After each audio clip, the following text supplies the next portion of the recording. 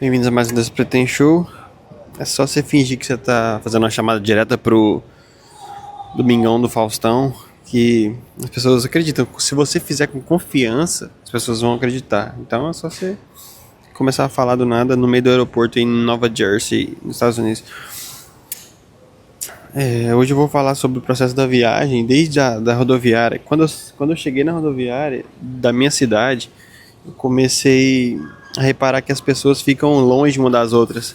Tem dois assentos, um assento aqui, um assento aqui e um assento aqui. As pessoas não sentam no do meio, porque alguém pode chegar e sentar do lado. Então existe esse afastamento natural desde lá. Quando eu embarquei no ônibus e tal, é inevitável, né? Você procurar um lugar que ninguém vai sentar perto de você. Aí sentou perto de mim uma muda. Um deficiente auditivo, não sei, ela não falava. Eu vi ela fazendo chamada com o namorado dela em gestos assim, ó. E aí eu comecei a pensar, né? Será que eu não vou conversar com ninguém? Eu tava com o objetivo, comprei um livro chamado Como Fazer Amigos e Influenciar Pessoas. Comecei a ler na viagem. E comecei a falar, não, a primeira oportunidade que eu tiver de falar com alguém, eu vou ter que aceitar e falar. E aí, durante a viagem, eu não consegui falar, porque ela era muda. Como é que eu ia conversar com a muda? Aí eu cheguei no, na rodoviária de BH para pegar o ônibus para ir pro aeroporto de BH. Aí eu consegui conversar com um tal de Manuel. A gente conversou por 1 hora e meia durante o trajeto todo. Por incrível que pareça, a rodoviária fica 1 hora e meia do aeroporto. Muito tempo, né? Se você tiver pegar um voo em cima da hora e chegar em BH em cima da hora, você não pega, não voa, porque dentro do aeroporto você vai ficar mais 1 hora no processo de embarcar, né? Talvez se você der sorte num dia que não tem muito movimento, talvez em meia hora você faça o processo todo. Dependendo da hora do embarque, eu não sei. Primeira vez que eu tô viajando, a experiência é nova, né? Ainda tô assimilando a maioria das coisas. Procurei um lugar mais quieto aqui, onde não tem muita gente para fazer barulho, né? Um visual até neutro, que não precisa de me preocupar com isso, com nada disso, e tô gravando. A princípio eu queria entrevistar os gringos, né, mas ainda existe a barreira, né? A trava moral de chegar num cara falando inglês. Eu fiz isso com algumas pessoas para treinar, né? Eu conversei com no aeroporto de São Paulo, eu conversei com um piloto. Eu perguntei informação para ele e ele começou a me responder em inglês, né? E aí a gente trocou uma ideia boa, porque o cara é desenrolado. O que acontece quando você pega alguém que tem autoestima, que tem cacuete social, o cara ele te joga uma piada. Eu não tô aqui fazendo nada, se eu soubesse a informação eu podia te dar, mas é uma pena que eu sou só um piloto, ele falou. Aí eu comecei a brincar, falar de mim e tal. Eu também só tô viajando, eu não sei de nada e tal. Zoando, conversa de homem que não tem vínculo, sabe? E a gente trocou uma ideia. É engraçado você conversar com um piloto, eu nunca tinha conversado com um piloto. Não é nada demais, é isso que eu tô falando. As pessoas não. É isso que eu tô falando é como se eu tivesse falado. Eu tava pensando nisso antes. As pessoas, elas não são nada demais. Não importa que lugar do mundo você esteja, não importa qual o cargo dessa pessoa, ela ainda vai soar, cagar e feder. Então, não se deixe enganar. Eu tô no Nova Jersey, mas é porque eu escutei esse nome nos filmes, não quer dizer que aqui é melhor que onde eu tava, não. Aonde eu tô, eu comia frutas naturais, contato com a natureza, demorava do centro até lá em casa 15 minutos de carro, ter uma vida bem mais saudável, e aqui não é tão saudável assim não. Então as opções que tem para comer são sempre gordurosas. A mulher falou comigo, você vai gostar que tem gordura. Eu falei, caralho, por quê? Aí eu contei pra ela que eu moro na roça, né? Inclusive foi a terceira ou quarta oportunidade que eu tive de conversar com alguém, me expondo. Eu encontrei um indiano na fila. A gente conversou sobre várias curiosidades para o indiano. Ele me perguntou bastante. Quando ele viu que eu sou um cara aberto, né, a conversar, a gente trocou uma ideia. Tipo, engraçado, você sair do choro pra poder conversar com gringos, achando que tem alguma coisa demais nisso. Mas não tem nada demais. É só um gringo uma pessoa que fala outra língua, se você não sabe inglês, você não se conecta. Então, a maioria das pessoas que você vê aqui, se você não sabe inglês, você não consegue nem pedir informação. Então, o inglês é essa ponte. Mas minha namorada até mandou um vídeo pra mim poder glamorizar minha jornada. Eu falei, eu não consigo glamorizar minha jornada, eu tenho que tirar sarro, porque eu não consigo viver a vida sem tirar sarro de mim mesmo. Aí, vamos lá. Ninguém senta um lado do outro, eu fiz uma pautinha, até grande. As passagens do aeroporto dão acesso ao banheiro grátis. Agora, a passagem da rodoviária não te dá acesso. Ela te dá acesso ao segundo piso com o banheiro mequetrefe lá. Como é que você compra uma passagem no aeroporto, ela te dá acesso ao banheiro limpo e na rodoviária não. Primeiro, incongruência, né? Porque quem viaja de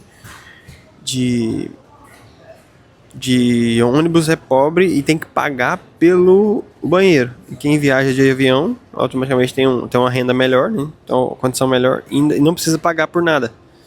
No caso, o básico, né? A água e banheiro. Eu achei curioso. Aí eu gostaria de lembrar a vocês que não existe nada grátis nessa vida.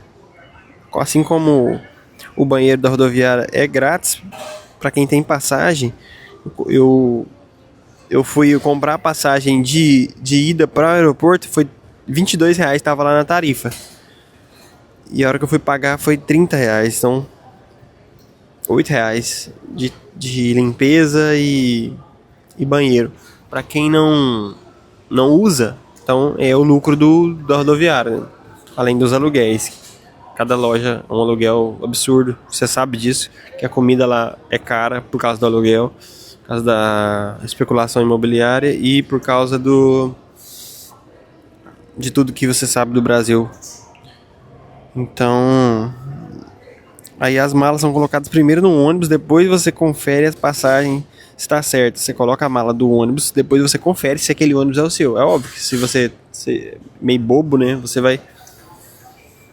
vai errar esse processo, mas não é o certo. Você confere se o ônibus é seu, deveria ser, depois você coloca a mala. É todo mundo na correria, o ônibus já chega atrasado, era pra sair meio-dia, já é 12h15 e não saiu. Sempre assim. Engraçado que quando no embarque do avião é sempre, por exemplo, o avião vai sair 9 horas, o embarque começa às 8h10, entendeu? O embarque começa às 8h10 pra terminar 9 horas e sair 9 horas, não é? E não chega 9 horas pra fazer a curva lá, que o avião é pesado também, né? Tipo, é engraçado, porque eu nunca tinha visto um avião fazer baliza. O avião ir lá, fazer ré, virar e ficar lá pronto. É engraçado. Eu conversei com o Samuel, né, sobre a infraestrutura e política.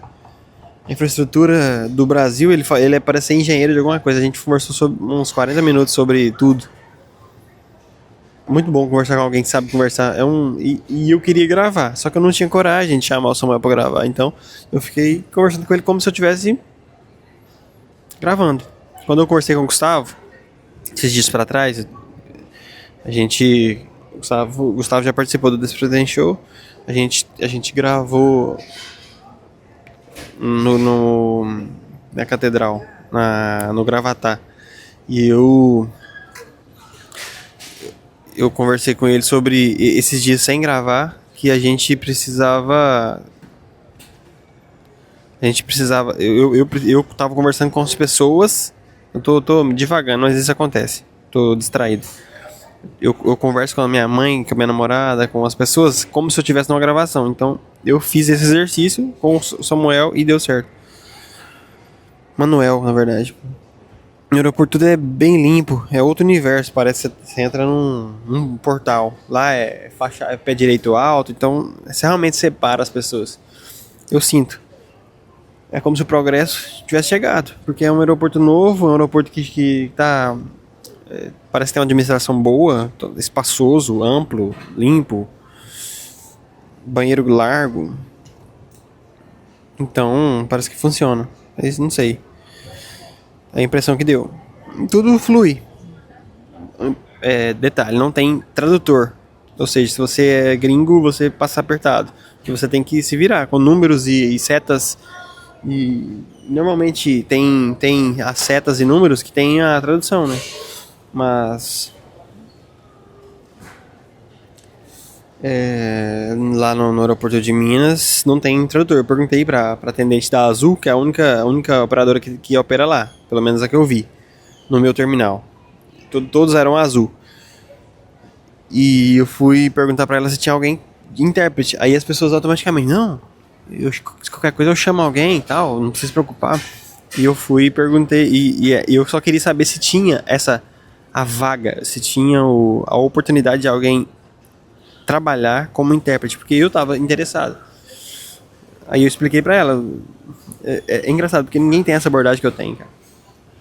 É incrível, você pode ir em qualquer lugar, ninguém vai falar, ninguém vai abordar ninguém como eu abordo, porque eu sou diferente.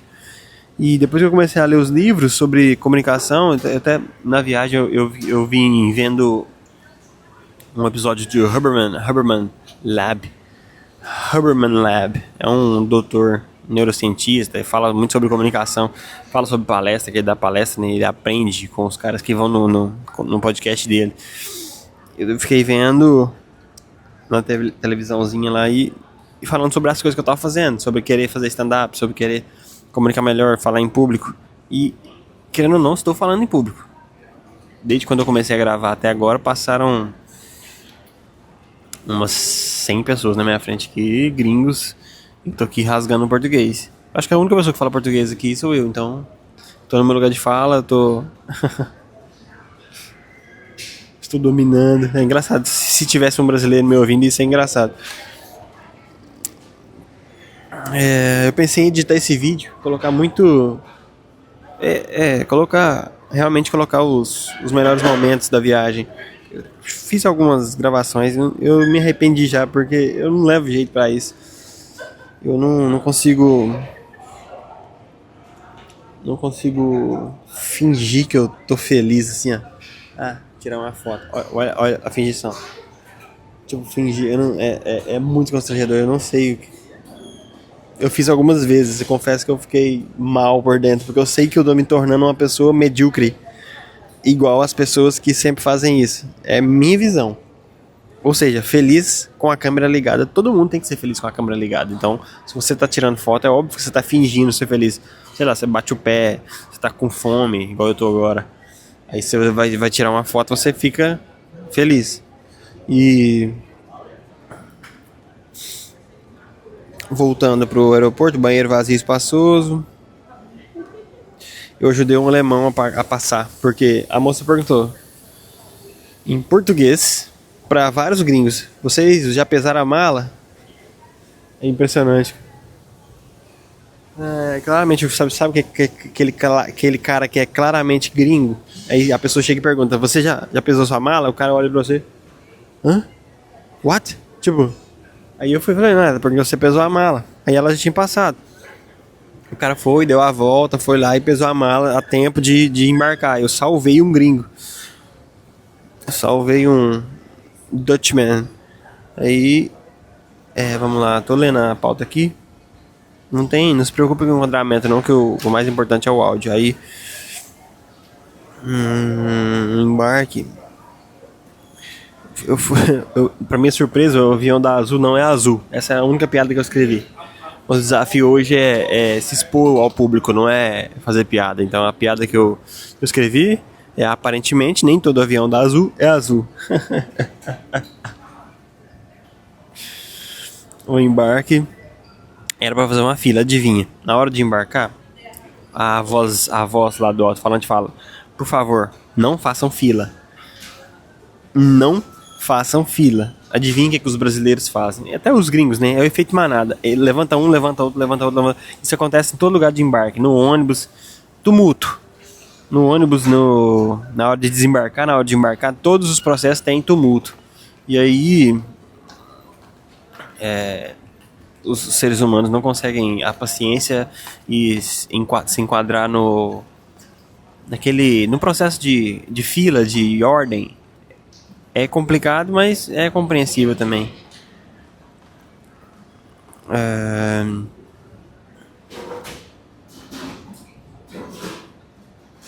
Tipo assim, eu tenho a tendência de ficar puto, mas eu fico feliz por entender como que funciona a sociedade e tentar me afastar dos animais, assim. Eu só não sou um animal.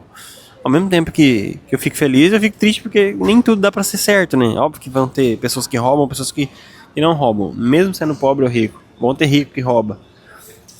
Vai haver ricos que roubam. Vão haver pobres que roubam.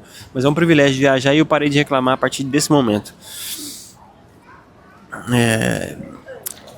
Tumulto é a palavra que resume os brasileiros assim, de uma maneira geral, e eu fico feliz por não ser um cara que faz tumulto. Eu sou um cara que faz ordem, eu aponto a solução, eu corrijo, eu conserto, eu direciono. É muito bom ter esse privilégio de observar e ser diferente. É muito bom. Coloquei o celular no modo avião, dentro do avião. Segunda piada. Eu sei que não é piada. Eu sei que não é piada. Só que eu tô brincando com o fato de eu não saber fazer piada ainda. Mas é óbvio que não é piada. Eu já revelei todo o segredo. Mas vamos lá. Comi amendoim e tortinha. A tortinha que minha mãe fez. Eu trouxe uma tortinha pros Estados Unidos. Que eu não consegui comer toda. Muito boa, inclusive. E comi amendoim e li o livro, né? Eu notei que Dale Carnegie, que é o livro do Como Fazer Amigos e Influenciar Pessoas. E aí, esse aqui é o primeiro passo pra me botar um... Ó, tá vendo? Imagina se tem alguém aqui. Entrevista, ó. Falando com o fantasma. E aí, esse é o primeiro passo pra poder realmente fazer isso. E aí,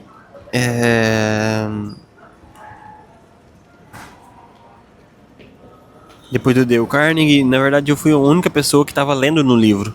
Eu me forcei, me propus a leitura dentro do livro. Era 1h30 de viagem que eu tava sem fazer nada. Eu não peguei o celular, fiquei assim, ó, celular. Eu fui lá, gravei, fiz o meu trabalho. Eu gravei não, cara, eu me confundi. Eu fui lá e li, completei uma tarefa que eu tava querendo fazer. E eu acho que, sei lá, missão cumprida. Depois do livro a gente desembarcou, tumulto de novo. Todo mundo levanta ao mesmo tempo. Aí ninguém consegue pegar a mala, ninguém consegue sair.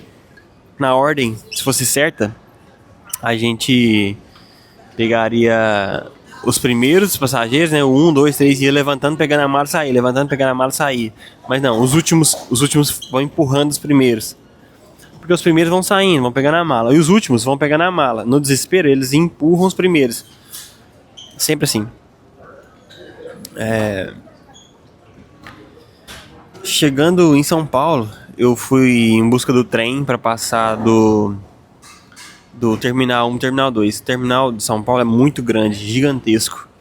Eu quase não acredito no tamanho, porque é tão grande que não cabe, o planejamento não comportou, né? Ou seja, o Terminal 2 sei lá, 3 km de distância do Terminal 1. O Terminal 1 é do voo doméstico. O Terminal 2 é voo internacional, tipo para Europa. O Terminal 3 é voos internacionais para a Ásia e para outros, né? Meio repartido. Cada terminal tem sua destinação. E eu achei curioso, que eu não sabia disso. Ninguém me falou. E eu tô pagando a consultoria. Tipo, tem certas práticas que deveriam ser comunicadas. Ó, esse aeroporto, ele tem terminais. Sei lá, se eu tivesse prestando serviço, eu ia querer que alguém me dissesse. Eu ia querer dizer pra alguém. Então, eu acho meio foda você pagar e nem pegar a consultoria direito. Gastei uns 15 mil, quase já. Contando tudo. Eu vou recuperar o dinheiro, mas... porque eu intercâmbio pago, né? Se eu não for expulso. E aí... peguei o trenzinho até o terminal internacional. 10 minutos de viagem. Aí, por isso que ninguém avisa que é 10 minutos de viagem. Você entra no negócio, não tem horário, não tem distância. Você vai e pega. De repente você tá 10 minutos num trem fantasma, sem saber onde vai chegar. Aí você tá viajando por São Paulo. Fazendo assim, ó. Viajando, você chega lá no Terminal 3. E o cara não fala, Terminal 3. Você tem que adivinhar, tem algum número escrito, você sai. É loucura, é Brasil, né? Nessa brincadeira você perde um voo, porque se você chega em São Paulo com o voo com 20 minutos, pra você marcar, por exemplo, não sei. Existem, meia hora, você não pega. Não pega, porque é a mesma coisa de BH. Sair da rodoviária para o aeroporto, você perde voo, perdeu um voo já. Saiu de um terminal para o outro, você perdeu outro voo. 2 voos já. O certo seria o planejamento do plano diretor da cidade, você ter a rodoviária perto do aeroporto, ou pelo menos um terminal rodoviário para quem vai para o aeroporto, uma opção. Sei lá, o ônibus chega na rodoviária e vai para outro aeroporto. Seria 2 pontos, entendeu? Pontos. Ou passa no aeroporto primeiro, depois deixa na rodoviária. No terminal do aeroporto. Em BH tem 2 terminais. Um terminal do aeroporto e um terminal de rodoviária. O terminal do aeroporto é o terminal que os ônibus saem direto para o aeroporto e voltam. Fica assim, indo e voltando. Eu descobri isso só lá, né? É só passando perrengue que a gente descobre mesmo, é normal. E aí, você perde um voozinho nessa brincadeira de terminal. É porque não tem planejamento, tipo... Acho que São Paulo cresceu tanto que você precisou fazer um terminal só para voos internacionais. E o outro ficou longe. Se você tem uma conexão igual eu tive, você demora 40 minutos para chegar e mais 40 minutos para poder embarcar. E aí vai 2 horas. Eu dei sorte que eu cheguei bem cedo. Cheguei 10 horas em BH. Mas aí agora vamos pro internacional, né? Tava perdido em Guarulhos, de repente o Marcos Mion. Eu encontrei o Marcos Mion. Na verdade, eu encontrei vários famosos nos outdoors. Marcos Mion foi o único que eu reconheci, sim, pessoalmente. Eu ia fazer essa piadinha, que eu tirei várias fotos de pessoas famosas, assim, do Neymar, do João Gomes. Aí eu encontrei vários famosos aqui. Aí eu ia mostrar a fotinha dos carinha. Vai enganar o público, eu gosto de fazer essa besteira. O Marcos Mion, filho dele, acho que estava indo pra Copa, né?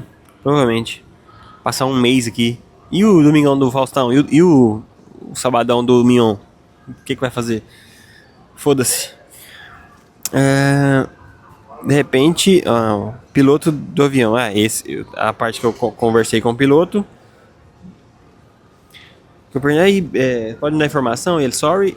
É engraçado, eu já comecei a desembolar. É bom você sentir segurança no inglês quando você conversa no seu país com o inglês e ele não percebe que você é brasileiro.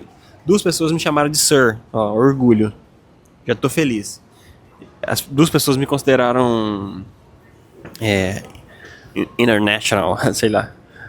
É piada também, só pra render. 2 pessoas me chamaram de Sir. O indiano, aquele indiano clássico, o indiano que fala Rabi, where are you going, my friend? O indiano clássico, eu fico meio feliz, parecido com o Abu. Fiquei feliz de conversar, porque é um cara humilde, a gente trocou ideia, ele veio para um show e eu ajudei ele a encontrar o portão de embarque lá, sei lá, meu propósito é um pouco disso. E aí, eu gosto de ajudar e parece que quando tem um chamado, né, igual o alemão que eu ajudei antes, esse indiano eu também ajudei sim. Ficou perguntando o que significa aquilo lá, me ajuda a falar aquela palavra lá. E a gente se saiu bem junto, eu e o indiano. Embarcou brasileiro do lado. Não sei o que é isso aqui, eu anotei, mas eu não lembro o que é. 2 brasileiros sentados do meu lado, uma brasileira de cá e um brasileiro de cá. Detalhe, esse brasileiro de cá não estava fazendo intercâmbio, estava visitando a esposa, a namorada. E o brasileiro de cá, ele estava...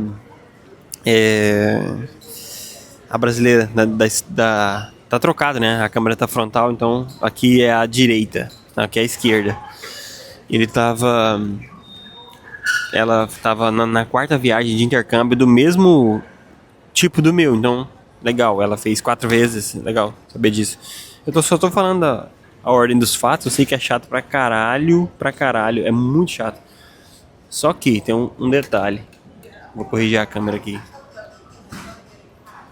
Tem um detalhe, eu não faço isso no Brasil, em público. Eu fiz no shopping uma vez, então eu tô fazendo aqui, na cara e na coragem, faz parte do processo. Vou tentar terminar com meia hora. Elas entregaram 200 fones. Na primeira classe, na classe executiva, tinha fone de fone assim, ó. Tinha pantufa, tinha cobertor, tinha um lugar para você colocar os pés assim, ó. Meio que deitar. Demais. Próxima vez que eu quero viajar assim. 20 mil a passagem. Não duvido não. A próxima vez não, a próxima vez vai ser daqui a um mês, né? Daqui 3 meses eu vou voltar pro Brasil de classe econômica. Na econômica eu ganhei um fone azul, aqueles fones de earbuds assim. Não é Air, não, é fone normal, de fio. E eu assisti um especial de comédia do Rob Delaney. Tinha filme novo. Engraçado, porque a companhia aérea, ela compra os filmes pra passar no negócio, né? Aí, quando vai passar o filme, existe dedicatória pra companhia. O podcast do Chris Williamson, que eu vi, ele grava 10 segundinhos. E aí, viajantes, como é que tá aí a viagem e tal? Tudo solista, assim, conversando com a gente, né? Porque, tipo assim, eles venderam diretamente. Achei engraçado. E também um rabino vendo agente secreto. Eu queria avisar pra ele. Eu tinha um rabino do meu lado vendo agente secreto. Eu queria avisar pra ele que aquele filme, infelizmente, ia ser ruim. E até, bem, ele assistiu o filme todo, 3 horas. Eu vi, a gente marcou às 9, de 9 até meia-noite, o cara tava vendo o agente secreto. E não pulou. Muito engraçado, existem as turbulências no voo, né? A gente fica um pouco com medo. Desde quando eu viajei a primeira vez, né? Desde quando eu fiz o primeiro voo pra São Paulo, eu perdi o medo, porque... isso aqui? É assim que voo? Então beleza. Então bora. Bora pra Nova Jersey. E sei lá, eu descabacei muito rápido. Perdi a virgindade muito rápido. O streaming do avião tem muito conteúdo e legal, muita novidade. Tem a aba de novidade, tem filmes novos lançados há um mês. A série do Pluribus, séries novas, lançamentos. Achei engraçado. Tinha uns especiais de comédia também. Eu assisti assim, o Rob Danley, o Rabino vendo agente secreto, e 2 pessoas me chamaram de Sir. E esse foi o resumo. A fila aqui nos Estados Unidos é muito grande pra tudo, tem muita gente. É muito maior do que eu imaginava. Tipo assim, eu não tô impressionado, com as máquinas de comida. Sabe quando o pica-pau coloca R$2 e vem uma manteiga de... como é que é? Chocolate de manteiga, eu esqueci o nome. É tipo isso, mas tem de tudo. Tem de refrigerante, tem de chip, tem de caneca do Flamengo. Tem um time aqui, ó, Licorice.com. Uma caneca vermelha e preta. Deve ter alguma coisa dentro dela. Não sei se é só a caneca. Talvez você compra a caneca, come o que tem dentro dela e ganha a caneca, né? Pra poder fazer o que você quiser.